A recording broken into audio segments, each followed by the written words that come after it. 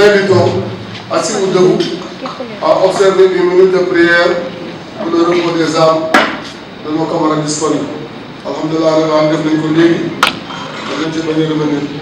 moo di saa yi ñu commencé jotaay dañuy ñaanal way daw yi ba pare day waxtaanu àdduna. Nous commencerons par remercier le président de la Chambre de commerce pour sa générosité et pour les facilités qu'il a bien voulu nous accorder. Honorable invité, nous vous remercions d'avoir accepté de participer avec nous,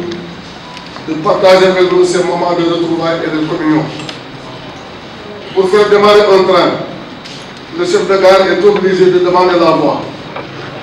Si la demande est accordée, il expédie le train vers sa destination.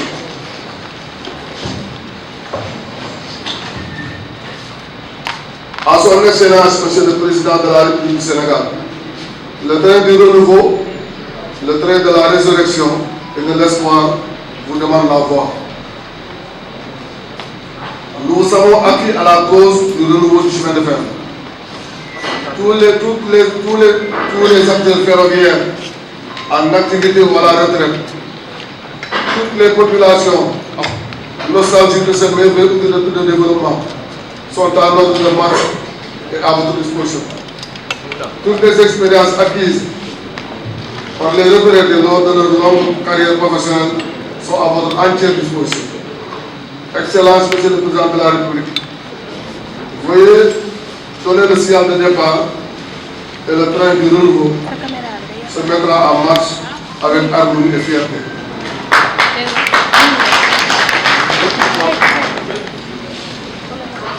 La ville de Thiès, capitale du rail depuis 1885,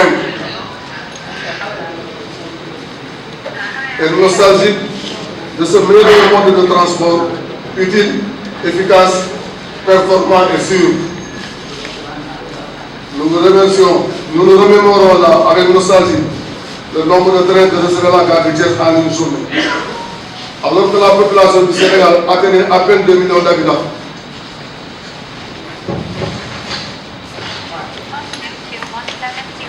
Nous avions 10 rotations entre Dakar et Saint-Louis, 8 rotations entre Dakar et Kaolack, 4 rotations entre Dakar et Touba, 4 rotations entre Guinguinéo et Tambacounda. Nous avions 6 à 8 trains internationaux entre Dakar et Bamako. Nous avions 4 rotations entre Louga et Linguère, sans compter le fameux JEC, un train de ravitaillement qui relie Guinguinéo à Kaolack. Nous avions 8 rotations sous forme de dessert entre Thiès, la ferroviaire et Dakar, la capitale. Nous sommes donc bavards et nous en convenons. Mais un cri de détresse n'a pas de contrôle. Chers invités, les camarades congressistes, prions ensemble pour que le trafic voyageur reprenne.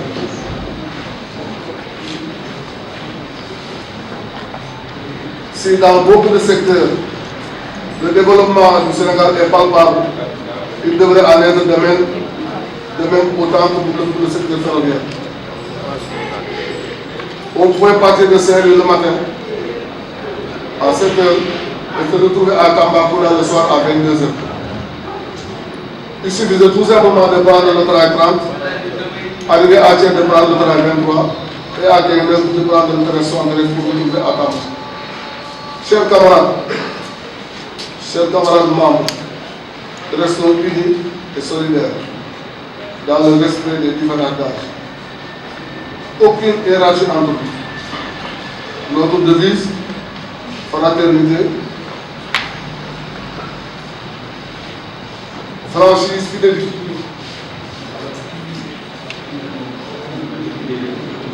Les actions de portée sociale que nous menons sont les fondements de notre union. Ce sont les fondements de notre unité. Gardons espoir et remettons-nous à Dieu. Les meilleurs moments sont devant nous. Nous ne pouvons terminer nos propos sans remercier chaleureusement le docteur Babacar Diop, maire de la ville de Thiès, et parrain de l'entente république de train. Monsieur Diop, de nous associer à toute la vie de la cité rurale. Merci à nos épouses et veuves pour votre soutien et action multiforme que vous menez avec discrétion mais avec efficacité. Merci à monsieur le directeur général, conducteur du train du renouveau, que son excellence le président de la République va expliquer. Monsieur le directeur, le train de la Renaissance est entre vos mains. Vous êtes le conducteur, le chef mécanicien, le chef de train. Nous vous faisons confiance, nous vous sachons comme du Sénat. Que le bon Dieu balise votre route. Que le bon Dieu balise votre route et vous aide à arriver à destination sans retard. L'entente des conducteurs de train est entièrement à votre disposition. Que Dieu vous protège et vous pourvoie. Merci, chers camarades, membres, pour votre confiance et votre soutien. Nous rendons grâce à Dieu et vous remercions de votre attention. la naqar dem ba bu amee sax ay dund yu ñu war a joxe ay lu mel ay coopérative ñu fàggu ko bay mën a joxante suñu biir ay coopérative fàggu suñu biir ba mën a di joxe ay avance tabaski pour bu jënd xaru tabaski jotee kenn ku nekk ñu am lu ñu teg sa loxo nga di ko fay ndànk-ndànk mën a jënd sa xaru tabaski suñ demee bay def loolu yëpp loolu lañ tuddee action sociale. ñu ne nag du doy ñi nga xam ne ñoo yor réew mi xam ne buñ nee na am mu am ginnaaw yàlla subhaanahu wa taala ñoom lañ tuddee le pouvoir ñun li ñu jotoon a xam chemin bi dañ naan jóge Dakar dem Tambacounda dañ naan jóge Dakar dem Bamako saa yu Mali war a masaana soxla ci Sénégal la yaakaar bateau yi ñëw ca port ba saxaar yi jël ko yóbbu ko Bamako ba bi ñu defar Manantali donc rôle boobu chemin de fer doon joué ñu dem ba te boobu yëpp chemin de fer amuloon Sénégal amuloon sax 2 millions d'habitants léegi ñu dem ba jege 20 millions d'habitants saxaar yi taxaw di taxaw par benn di taxaw par benn di taxaw par benn ba gasatuñu benn saxaar bañ naan dañuy def TER muy jóge Dakar ñëw bari ñu delluwaat Dakar ak jóge Ndulo dem Touba dellu si alhamdulilah rabbil alamin waaye la fi nekkoon démb lañ bëgg mu dellu si Sénégal léegi la ko gën a soxla parce que buñ daan jóge fii dem Touba dañ daan organiser Dakar Touba Thiès Touba Thiénaba Touba Xombol Touba Tivaouane Touba Bambey Touba Kaolack Touba lépp Touba ci ñaari fan daañ dugal voyageurs yëpp ci ñaari fan ñu génne waat leen te dingaan daaw la ci dégg benn accident loolu lépp nag bu ñu ko bëggee bu ñu ko perdre te boobu Sénégal matuloon 2 millions de personnes ñu dem ba Sénégal egg presque 20 millions compté wuñ dara ci grand rassemblement yi lu ay oto yi loolu moo tax li xew ñu bëgg saxaar gi dellu soit cri bi ñuy crier moo di pour saxaar dellu soit pour jëriñu ñun sur le plan financier mais dañoo bëgg ñun li des suñu dund bala ñoo génn àdduna yàlla ko yàlla yéexal ñu gisaat saxaar gi muy klaxon dem moo tax ci buntu bi kuy dugg si ñu cornel la loolu donc moo la jublu di wax ni nag ñu ngi leen di sant ñu ngi leen di gërëm ci ñëw bi ngeen ñëw ci toog bi ngeen toog fekk si ñu bokk ñun maman yi alhamdulilah rabbil alamin di leen remercier bu baax di wax ne monsieur le maire bokkoon na ci toogaay bi xaaj na li tax ñëwul contrainte yi mu am moo di parce que fête indépendance bi ñu war a préparer te le 4 avril soreetul xañ na loolu moo ko jàpp ci xeetu liggéey yooyu ci la nekk saa yi ñooy fekk suñ ci biir liggéey bi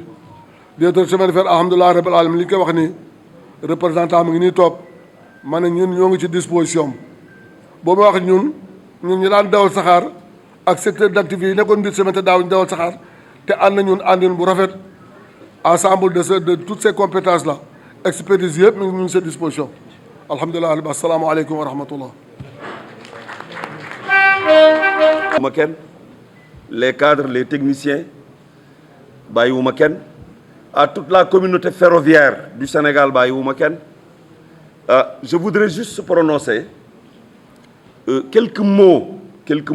aujourd'hui qui traduisent un cri de cœur comme l'a dit le président.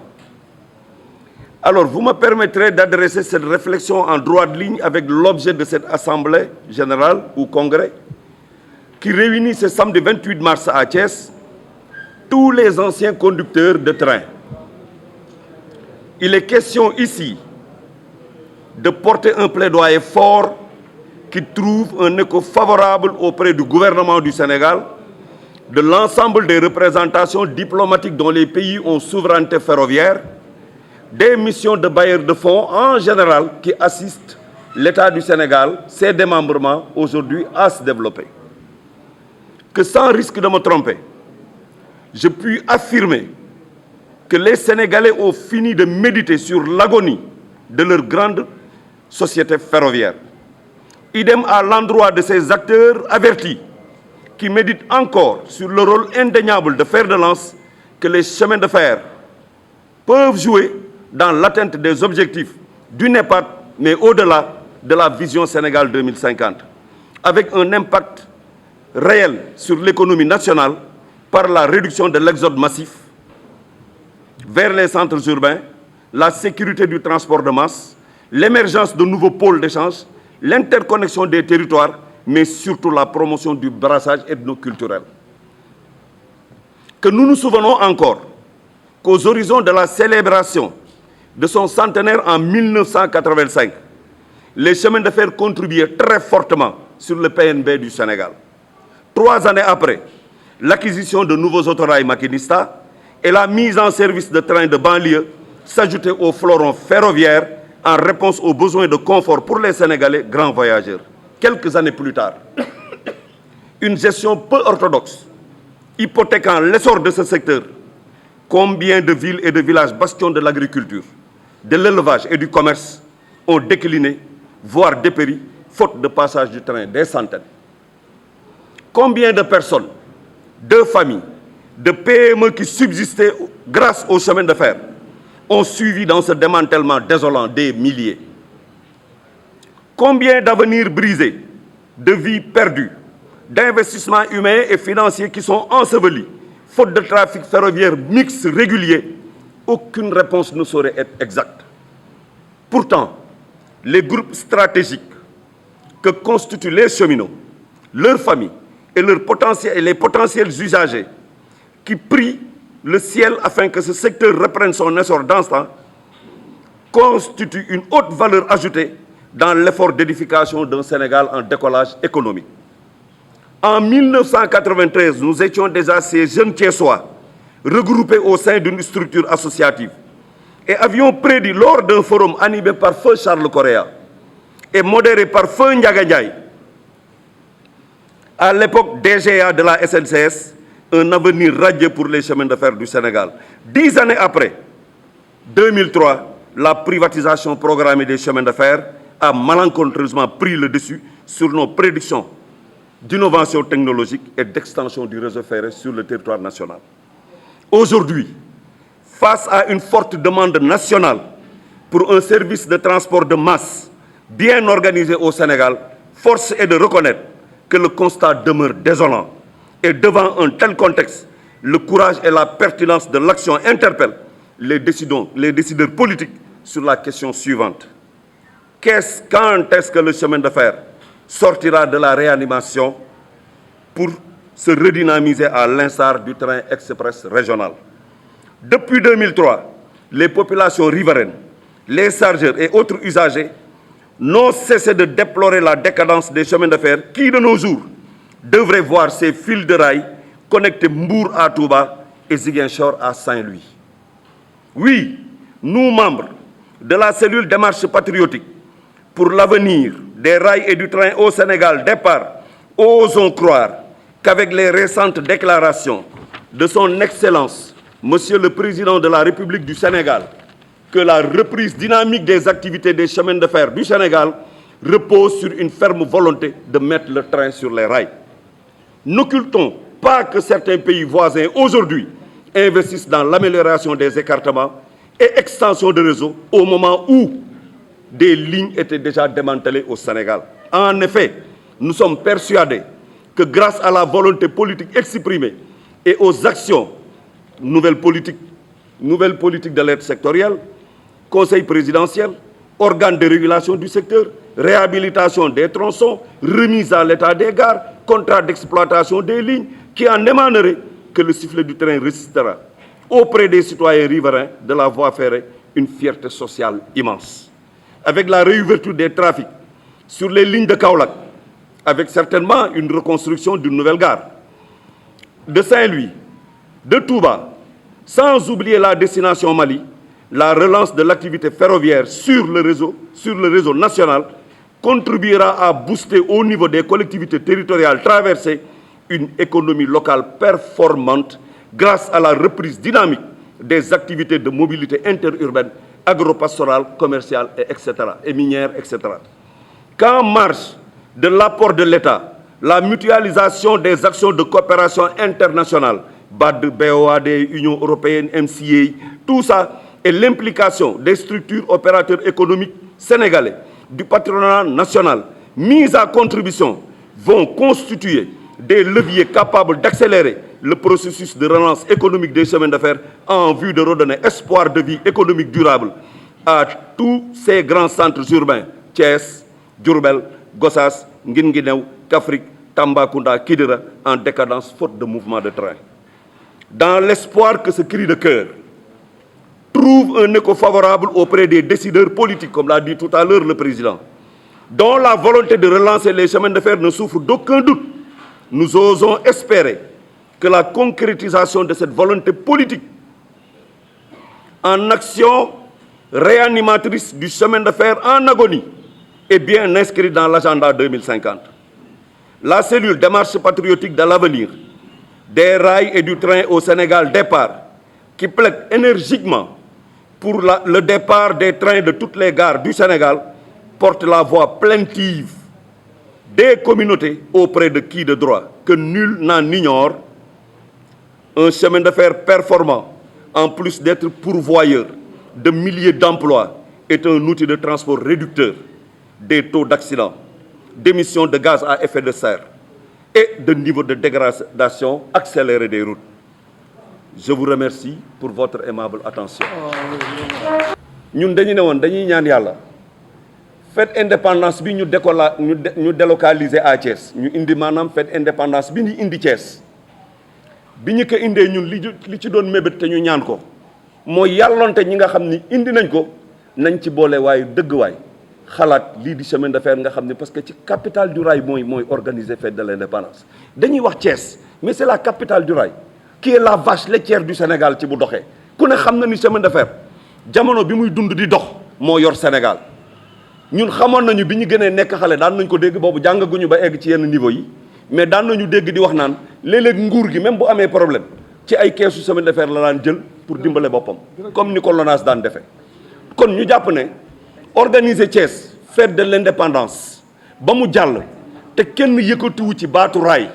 kenn yëkkatiwu ci corne saxaar gi kenn yëkkatiwu ci li nga xam ne moo naqadi les communautés ferroviaires du Sénégal vraiment dinañu organiser fête rek pour organiser fête waaye li nga xamante ni mooy mbootu mbir mi teguñ ci baaraam loolu moo taxoon ñu ne du ñu guddal cri de cœur la yuuxu bii ñu yuuxu ñun ñëpp a ko bokk mais au-delà du ñun ñi ko bokk nañ ko ak ki nga xam ne daf daan jaay rek beñe ci gaar bi ba tabax ci kër tey bokk nañ ci ak ki nga xam ne dibi rek la daan jaay ci gaar bi ba yóbbu ci doomam université bokk nañ ci ak maire bi nga xam ne jaay gerte caaf ci gaar bi moo tax doomam dem polytechnique kon ñooñu ñëpp la ñu boole seen kàddu boole ak suñu bos àndandoo ak entente bii tey di yuuxu pour président dégg suñuy kàddu su ko déggee wax dëgg yàlla ñu won ko ne ko li mu taxaw keroog gaaru Tamba wax ko dégg nañ ko loolu nag lañ cay ñaan mooy yàllonte bu mu nekk ay waxi kese yàlla nañ ci taxaw saxaar gi xale yi tey bu ñu saxaar gi dawee ni mu war a dawee ci biir réew mi xale yi di taxawaalu fii yëpp tey ku ci nekk di nga am foo jàpp di nga am loo def et Sénégal dina fi jóge décoller économiquement ñu ngi leen di sant di leen gërëm wasalaam ma dellu ci sama taal. ñu confier ma lépp loo xam ne lii moo concerné mécaniciens yi ndax affinité yi ma amoon ak ñoom lépp lu jëm ci seen ay jumtuwaay ci seen ay nekkin ci seen dortoir yi ci seen saxaar yi yëpp ñu confier ma ko yàlla def ma assurer mission boobu ba mu jeex ma jógee ci loolu ñu affecté ma Kidira ku nekk xam na ne Kidira c'est la frontière ku xam chemin de fer xam nga importance su frontière en matière de transport ferroviaire boobu objectif boo xam ne bu chemin de fer am suñ ne dañuy def tant de milliers de tonnes à l'international parce que trafic international bi c'est-à-dire biy jógee ci Sénégal dem ci Mali moo yoroon kopparu chemin de fer dañ daan def ay objectif ne lii dañu war a natt weer wu ne war nañ dugal 43 000 tonnes ci loo xam ne ni mu ngi jëm ci Mali suñ ko dugalee day nekk 1 milliard ci xaalisu chemin de fer dugg ci keesu chemin de fer kon nag ñi nga xam ne ñii ñooy mécaniciens yi amoon ci rôle boo xam ne moo ëpp solo parce que su nekkee ne saxaar gi ki nga xam ne kii mooy defar wagon bi defar na ko ki nga xam ne kii mooy yeb wagon bi marchandise yeb na ko ki nga xam ne kii mooy toppatoo raay bi toppatoo na ko ki nga xam ne kii moom moo nekk ci gaar di joxe signal joxe na signal li ci des yëpp mécanicien bi moo koy yeggali daanaka li produit fini bi moom la mécanicien bi di yóbbu te jamono boobu ak paramètres yi ñu daan teg ak objectifs yi ñu daan teg franchissement frontière bi nekkoon lu am solo mécaniciens yi nekkoon ñoo xam ne ñii ñu am jom lañ ñu ñemee liggéey ñu am détermination dañ daan ñëw Kidira man dama leen daan yërëm da ngay gis mécanicien bu daw saxaar bi ci tàngaay bi mu daw pendant 8 heures de temps mu yegg si Kidira fekk directeur général woo na ma ne ma kii de su ñëwee tonnage bi na continuer dem Mali pour ñu mun ko marqué ci suñ tonnage yi il faut mécanicien bi continuer dem Mali suy wàcc ak coonoom dama koy may mu noppale ko tuuti ma ñëw seet nu ma ko aborder pour waxtaan ak moom pour mun a continuer pénétrer ci territoire Mali bi pour que tonnage boobu muy yóbbu ñu mun ko marqué ci biir nga xam ne lii mooy performance du chemin de fer loolu may man nag ma xamante ñu bari miinanteeg ñoom saafonteeg ñoom xamanteeg ñoom ba daanaka daal ñu nekk mbokk yàlla dimbale ma ci poste boobu ma nekkoon itam ñu am ci ay performance yu baax ñu ngi def ay 43 000 tonnes di am ay recette de 1 milliard ma am ak ñoom ay affinité am ak ñoom day relation yu baax li yàllay def bu ma jógee Kidira ba dellu si direction générale itam ñu affecté ma Mali ma nekk représentant chemin de fer Sénégal ci Mali xam nañ ne jamono boobu itam Mali suñu partenaire malien yi seeni machines yu baax yu loon amuñu ay machines yu baax te aussi liggéey bi ñu seq ak ñoom dañ ko amoon ay convention yu ñu tëral seen diggante ak ñoom ñu jël ci machine chemin de fer yi pour que liggéey bi mën a dox ñu loué leen ko ñu loué ko malien yi léegi nag ñoom mécaniciens yi ñii tey jii ñoom ñoo doon dem di ma fekk Mali ma nekk ak ñoom ca Mali non seulement ñuy accompagner saxaar yi ba pare en même temps di surveiller en même temps suñu saxaar suñ machines ya fa nekk ndax pour bañ mu yàqu ndax ñoo ko doon surveiller itam mu nekkoon tam liggéey bu jafe boo xam ne bii bu am solo la aussi ci chemin de fer loolu moom ma boole ñoom tey jii xëy na ba ñu tànn ma xëy na ci biir cadre yi pour jox ma parole ma leen ciy gërëm ñun nag en tant que cadre ferroviaire li ñu mën a wax rek mooy tey jii nii fii chemin de fer toll ak yi nga xam ne yéene bi nga xam ne bi gouvernement bi waree na ko ne taxaw na tey jii pour defaraat chemin de fer ñun li ñu mën mooy loolu dañ ci kontaan bu baax a baax a baax di ko rafetlu bu baax a baax parce que itam ñëpp xam nañ li nga xam ne mooy contribution chemin de fer ci économie nationale te xam nañ tey jii nii tant que chemin de fer doxul li nga xam ne li mooy da nga ma port autonome de Dakar ku xam économie ferroviaire da nga xam ne port du dox parce que li nga xam ne li mooy marchandise yi nga xam ne day wàcc ci portu Dakar bi plus de 70% xam nga dernier chiffre yi mais 70% yi fret la bu jëm ci Mali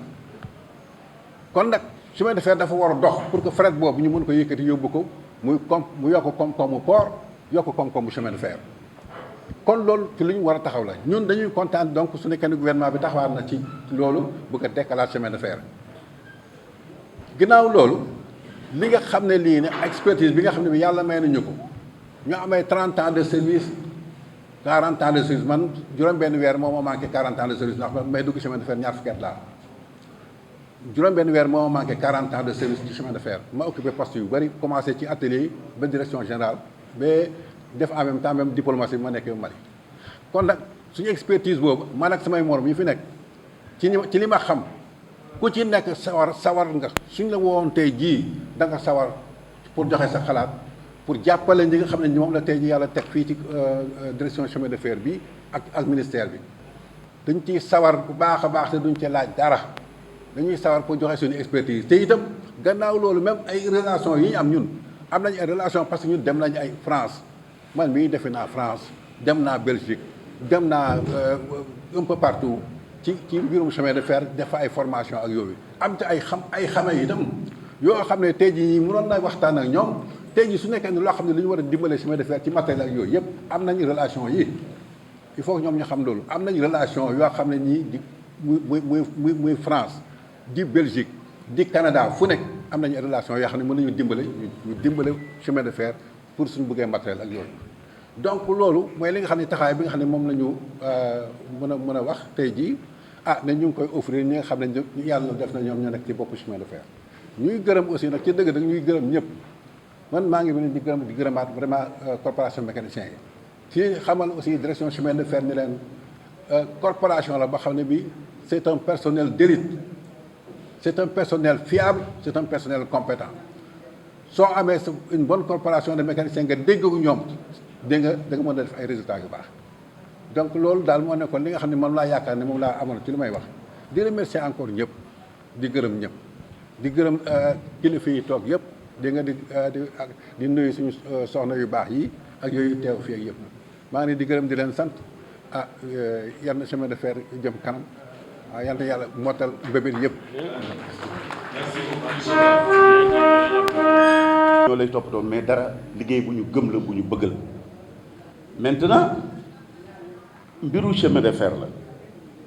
ñu bëree bëri wax ji ba suñ doon yàlla tey xamuñu ko parce que man gis naa ay nit ñu ne man ndax saxaar yaa ngi daw man leen tey la ñu gën a daw ñu ngi daw ñu ne man nu ñuy dawee man leen mais passager yu ngi daw laajal ñoom jaañ yi def nañ ci combat bu métti ak direction ne leen lu ñu mën a def na saxaar yi daw suñu personnel di ko accompagner loolu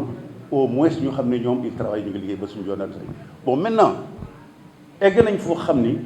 chemin de fer dafay redémarrer Ndiaye laa di vous tous wax ngeen ko dañ ne mënul ñàkk a démarrer buy démarrer ni muy démarrer mooy la situation dafay changer par exemple 2000 kilomètres de voie ferrée yu ñu ne dañ koy defar 2000 kilomètres de voie ferrée traverse yi ñu ko jëloo une application usine baa ngi fi pondeuse yaa ngi fi lépp a ngi fi pare nañu béton baa ngi fi fer baa ngi fi pour defaral ko boobu yoon loolu mooy chemin de fer bon maintenant mbokk yi ku ko xam ak ku ko xamul chômage bi am ci Sénégal seul chemin de fer moo ko mën a résorber chemin de fer ko mën a résorber te du caaxaan par exemple ñun ñii di waxe yow keroog ba ñu njëkkee taxaw wax ñu waxi port sec à Tambacounda dañ ne port sec à Tambacounda mooy lan parce qu'on ne comprenait pas ñun on pense que da ngay transporter ba Tambacounda nga wàcc def rupture de charge dem charge ko si yaay bëggoon dem Tamba c'est parce que boobu Mali pare wuñu woon te léegi pare nañu nee nañu dañu bëgg dawal seen chemin de fer donc logique bi mooy ñu dem Dakar ba Bamako ba Bamako la ñu xamoon Dakar ba Bamako te mën na nekk bon maintenant port sec bi njariñam tey mooy phosphate bi kii bi Ibel marbre Ibel desservir Gambie nit ñi les voyageurs marché tout ça kooku yëpp chemin de fer moo ko te dafay gën a jëm kanam mbokk yi lii daal nañ si jàpp xam ne chemin de fer day jëm kanam te yàlla na leen yàlla fay te nag am na loo xam ne da ngeen ko xam man dama nekk fële primature chargé de mission à la présidence de la présidence bi ñu toogee chargé de mission yu bëree bëri dañuy laaj seen diplôme ñu ne man de docteur la kii ne PhD la kii ne ingénieur de conception la ñu ne ma yow man cheminot la dawal ko saar mais gis nga bi ñu ne ba ñu dawalee ñaari fan ñeenti fan xam nga lu ñu wax père neexul ba neexul il faut ngeen former ñu il faut ngeen former ñu parce que pour ñoom foogoon nañ ne tey fii ñu egsi tey ñoom ñoo ko dox man leen ce n'est pas comme ça formation nag na ngeen gore tey wax dëgg di jege nit ñi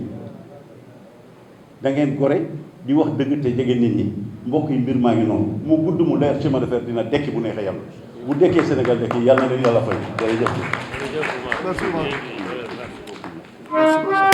yàgg naa ci ba am naa ci ay kii yu bëri daal léegi sama contribution man c'est de la littérature sama contribution littérature la damay bind ay poésie damay bind poésie daal yoo xam ne ci fi ma doon liggéeyee ci chemin de fer tey li ma leen di liiral mooy sirène bi te ñëpp xam nañu machine sirène bi li muy mel ni mu meloon ci Thiès ñoo ñëpp ci sirène bi lañ doon fonctionner booy jóg suba booy tëdd guddi lépp ci chemin de fer ngay déglu sirène chemin de fer bi. Sirène, la sirène siffle, brame comme une biche, barille comme un éléphant, puis s'enfle s'étend au loin. Ton souffle embaume la cité, tu es une rythmique, tu es un patrimoine. Sirène, siffle encore. Insuffle ton tempo aux travailleurs, aux élèves besogneux et consciencieux, aux femmes laborieuses du petit matin. Annonciatrice de bonnes et de mauvaises nouvelles, et accompagnatrice des soubresauts et des luttes ouvrières, annonciatrice de bonnes et de mauvaises nouvelles, siffle encore plus haut et plus fort. Monsieur, quelle heure est-il? N'entends-tu pas la sirène? C'est l'heure du coupé. Tel un métronome, tu régentes Thiès, la ville aux deux gares.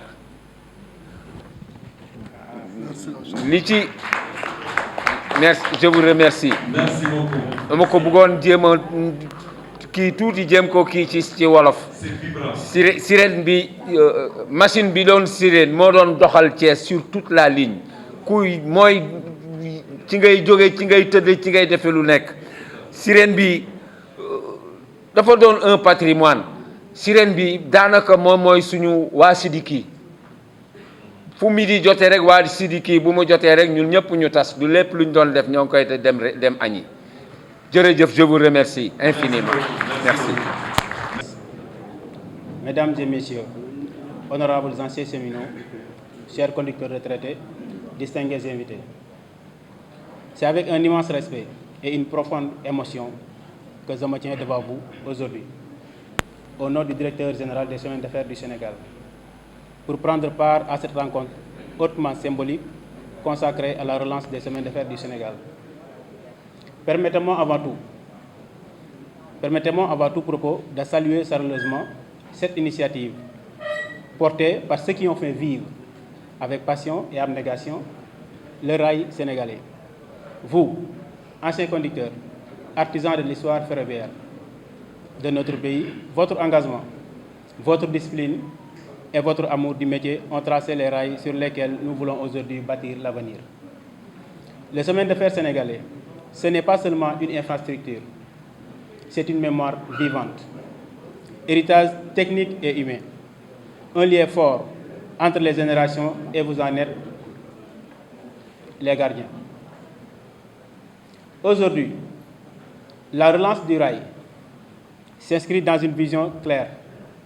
redonner au chemin de fer sa place stratégique dans le développement économique et social du Sénégal.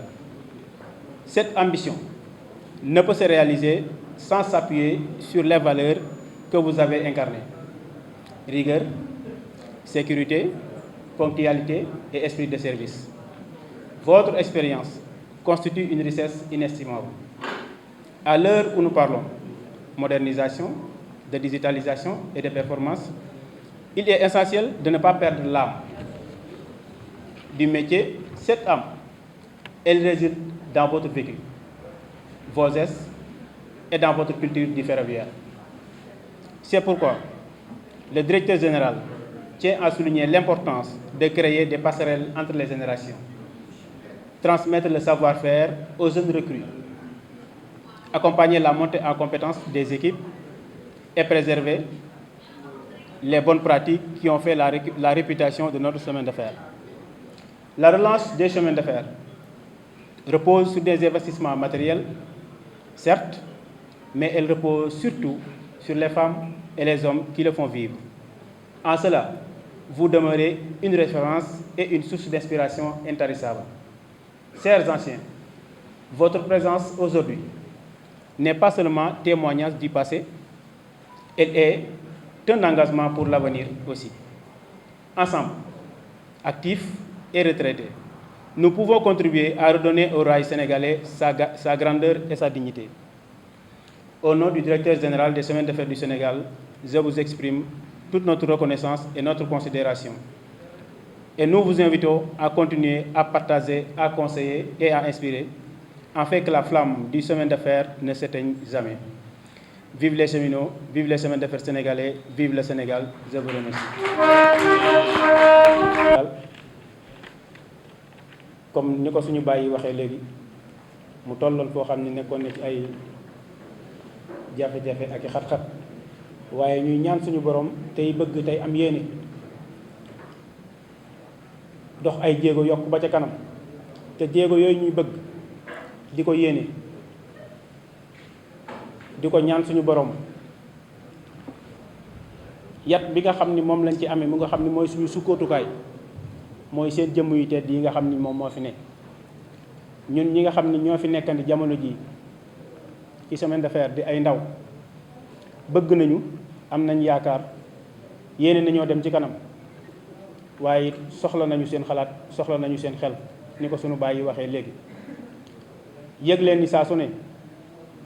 ñi ngi taataan seeni xel yëg leen ni saa su ne ñi ngi taataan seeni xalaat yëg leen ni saa su ne suñuy bëgg-bëgg ak suñuy yéene lenn rek la mooy fexe chemin de fer dox dem ca kaw te loolu mënuñu koo def te ànduñu ci ak yéen moo waral nii ko sunu baay bi résumé sànq ci poème bu taaru boobu histoire chemin de fer histoire la boo xam ni dafa lié à la ville de Thiès histoire la boo xam ni dafa lié à l'évolution doxinu ville du Thiès kon li nga xam ni mooy doxal ville du Thiès mën nañu xam bu wér ni chemin de fer la kon ku bëgg a suqali ko chemin de fer ku bëgg a suqali ville du Thiès bëgg a suqali Sénégal jàppal ni levier bi ëpp solo bi nga war a suqali mooy chemin de fer loolee nag ñu ngi ciy santaat bu baax a baax suñu bàyyi taxawaay bi nga xam ne am nañ ko ci ak xalaat bi nga xam ne am nañ ko ci ba tax ñu woote jotaay bu am solo bii dañu ci soññ ñun ñi nga xam ne ñooy ndaw ñi waaye xam leen ni dinañ def suñu kéemtalaay kàttan takkuwaat bu dëgër toppaat seen gannaaw fi ngeen ñu joxoon ñu jaar fa ngir chemin de fer am ndam ngir Sénégal jëm ca kanam jërë ngeen jëf. Alhamdulillah Rabbil Alamin, nous avons commencé par Bismillahir Rahmanir Rahim. Nous sommes en train de terminer Alhamdulillah Rabbil Alamin. Ce que dire que nous avons terminé notre congrès qui regroupait l'ensemble des conducteurs retraités, les élus de la ville, les invités de marque, les anciens cadres du chemin de fer, les anciens directeurs de l'ensemble des chemins de fer qui sont actuellement autour de nous. Ils étaient tous là. Nos travaux ont été axés d'abord sur le renouveau du chemin de fer, parce que nous avons parlé tantôt de nostalgie. Bon, vous les tout jeunes, on ne peut pas vous parler de chemin de fer, c'est comme si on faisait un compte. Mais c'est pour vous dire que la gare de Thiès recevait à peu près 54 circulations par jour. Donc le train passait à tout moment pour desservir toutes les localités. Maintenant que tout est à l'arrêt, notre cri de cœur, c'est un cri pour demander aux décideurs, au gouvernement, à tous les élus, à tous ceux qui prétendent servir la nation, de remettre le chemin de fer sur rail. Le remettre sur rail, c'est remettre en place le trafic voyageur. Parce que pendant que le trafic voyageur se mousait, actuellement, on est actuellement en face de beaucoup d'accidents de la circulation. Et on dit très souvent que pour organiser un transport de masse, pour organiser un transport sûr, pour organiser un transport à qualité variable, on est obligé de penser au chemin de fer. Parce que c'est seulement par le train qui est bien organisé qu'on peut dire que je pars à tel point, je serai à tel endroit, à telle heure. On ne peut pas en dire autant de la route. C'est un moyen qui n'est pas, c'est pas comme le chemin de fer. Le chemin de fer, c'est un transport organisé. Donc nous interpellons les décideurs, en premier lieu le chef de l'État, que nous avons transféré nous en chef de gare. Nous comptons sur le président de la République pour donner le signal de départ du train du renouveau. Et nous demandons au directeur général du chemin de fer d'en être le conducteur, le chef mécanicien, le chef de train pour que ce train de renouvellement, ce train de renouveau, ce train de la résurrection puisse prendre le départ et arriver à bon port. Bon, nous remercions toute la population thiessoise, mais nous commencerons par remercier d'abord le président de la Chambre de commerce, vraiment qui a accepté de nous donner les locaux, de nous donner toutes les facilités qui nous ont permis de faire de tenir un congrès à ce niveau. Alhamdulillah Rabbil Alamin. Bon, ci wolof rapidement.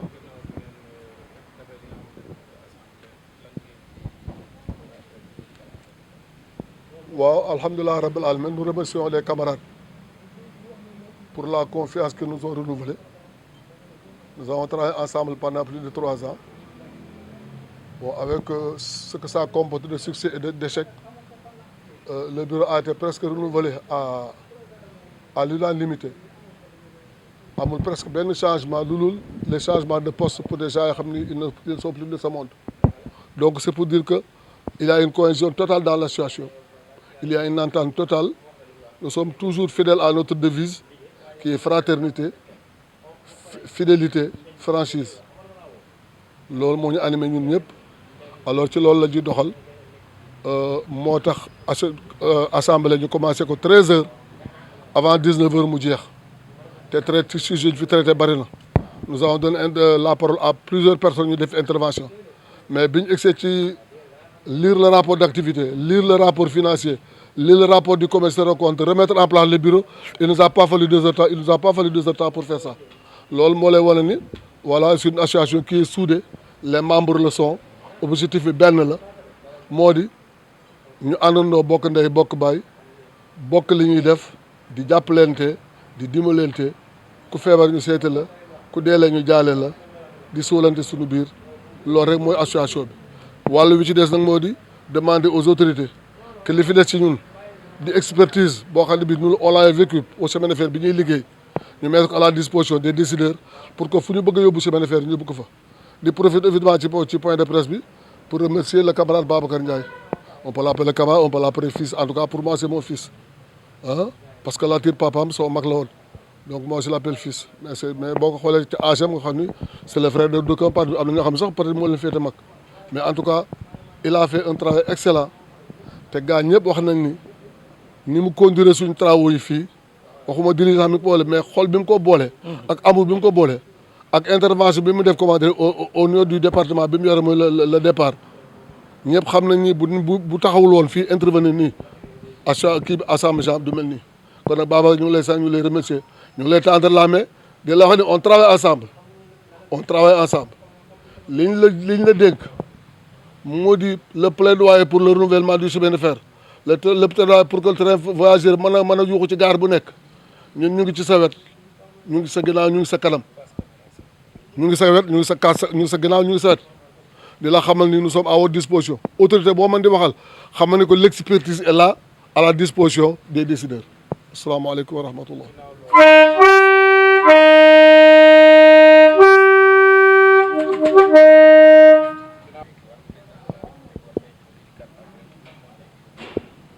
ba tey mooy li ñu wax ci discours sànq bi ñu commencé ñun dañ jël président de la République def ko mu nekk chef de gare. ñu yaakaar ni train bi ñu tuddee le train du renouveau te bëgg directeur général du chemin de fer nekk conducteur bi président de la république mi ko choisir moom lañ bëgg mu joxe le signal de départ. loolu nag boo ko waxee c'est symbolique joxe le signal de départ pour le président c'est donner les instructions où il faut à qui il faut pour que affaire bi démarraat parce que démarrage bi volonté politique bi affiché na ba pare ñun ñëpp d'accord na ci le président de la république il est acquis à la cause du renouveau d'accord na ci loolu. Léegi quels sont les moyens qu'on va mettre en œuvre pour que ce renouveau ait lieu ñun li ñu ci xamoo di notre expertise nous permet de dire que bi mu yàq suñu kanam la li ko yàq mënuñu wax lépp mais am na ci lu bari lu ñu xam loo xam ne on peut le mettre à la disposition des autorités mais pour le président de la République qui a choisi Thiès pour abriter la fête nationale de l'indépendance li ñu koy demander mooy toute la population de Thiès nostalgique du rail attendre de lui des actions fortes yoo xam ne bu fi génnee ñoo xam ne président la bi ñëw na fi wax nañ ci affaire chemin de fer parce que ville ferroviaire la tànn muy Thiès